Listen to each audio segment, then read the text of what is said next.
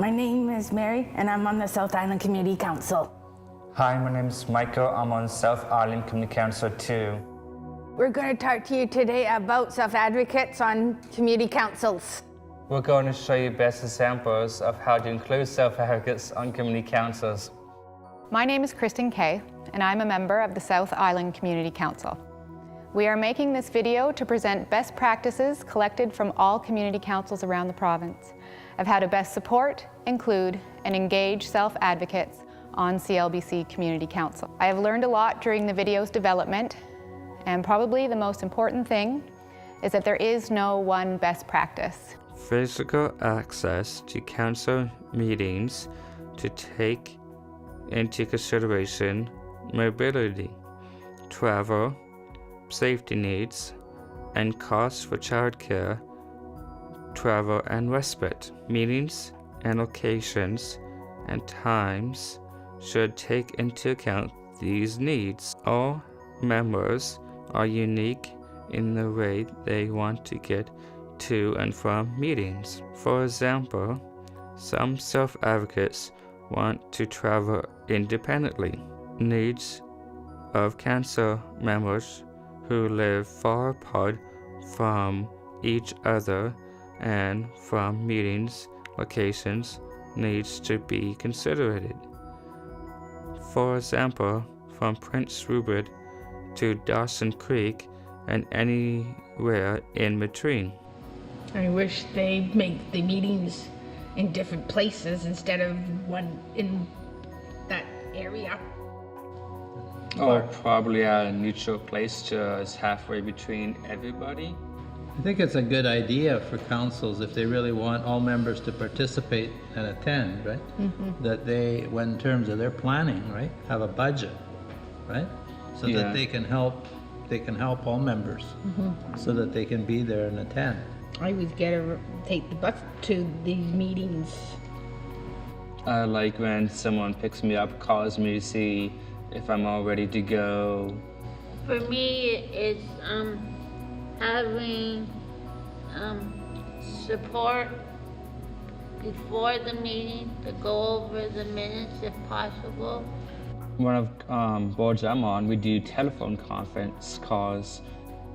Like for me, I like to have someone with me, so if I need to ask a question instead of asking the whole group, I can ask them privately. How do they address any costs that members incur? I take the BC ferries, and when I have my lunch on the ferry, I give them the receipts.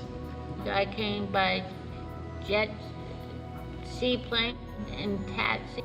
And that's important because we had just talked about transportation, but there's more to transportation, right? As you said, materials, reproduction, right? There could be child care, there could be respite, right? Those are all things Adult care that need support of the council, right? As a group, like the very first meeting, that's one of the first things they should be talking about. How do we help people know if they want to say, instead of just asking us, like, what do you have to say about that? Asking the whole group what we're feeling. Because sometimes when people ask me, I'm not always sure, like I feel like I'm being put on the spot.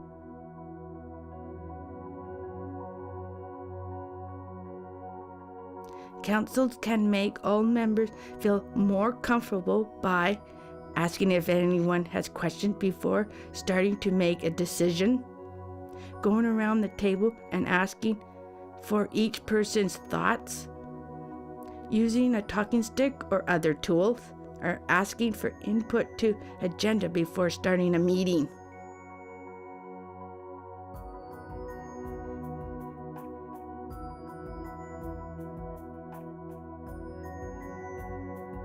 We talked about the importance of communication, both giving information and receiving information.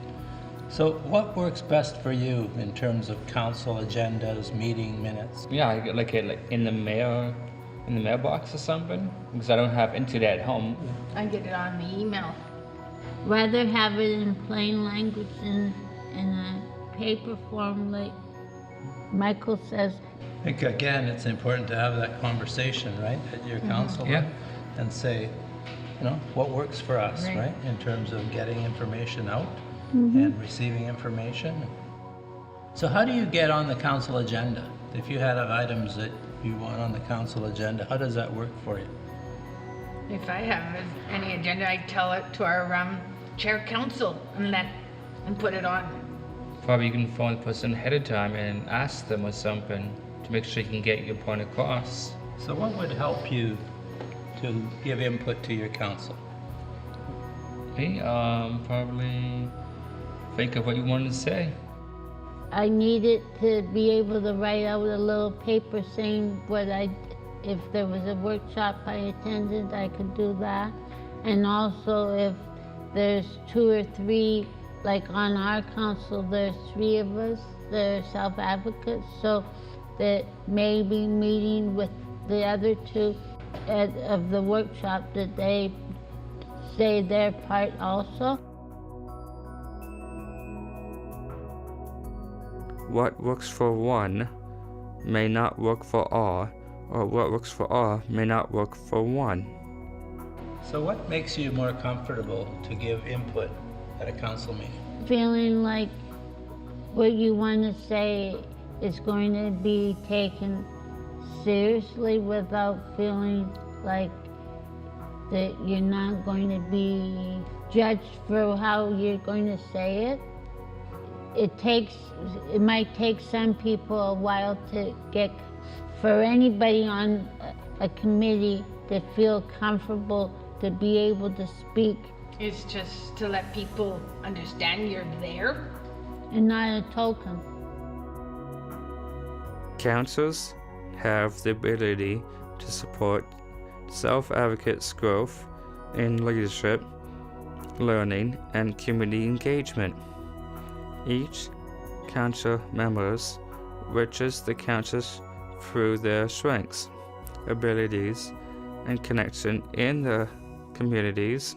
Councils need to demonstrate a commitment to supporting ideas, activities, and learning, either financially or in other ways, so members of councils and the community can benefit.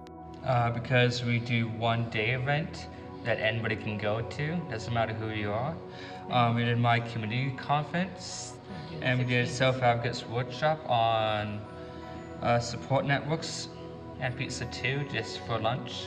And I know in our community we're supporting an institute, a leadership institute, and from the interior region. So that'll be open to all the self-advocates in the interior region. That was an important nomination, and Mary, with support, sits on the Provincial Advisory Committee. I think that for anybody who's being asked to be on the council or any committee, there's reasons we were chosen because, say, different things that we bring.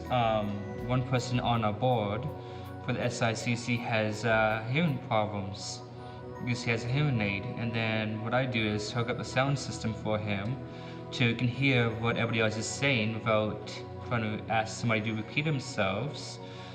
And I do just a sound check for everything. And I like to volunteer everywhere I go. I like to volunteer. So we all have something to contribute, right? Yeah. To make the councils work well, right? Yeah. I just like to be there to hear what they're saying and put my part in so everybody can hear what self-advocacies are up to. So by contributing to the council, and by the council asking you to contribute, they're leading, right? They're saying, look, everyone has something to contribute.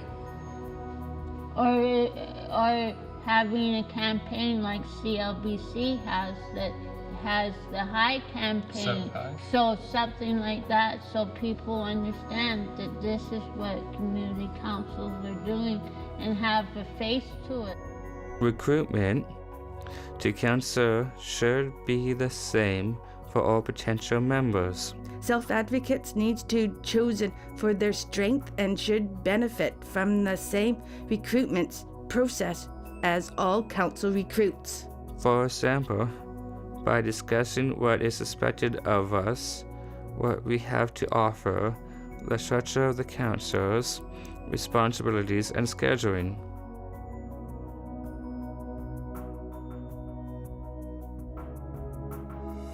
Thanks for watching. I hope you gave you some new ideas. See you again. That was a nice meeting we had today. That was worth our time to be here.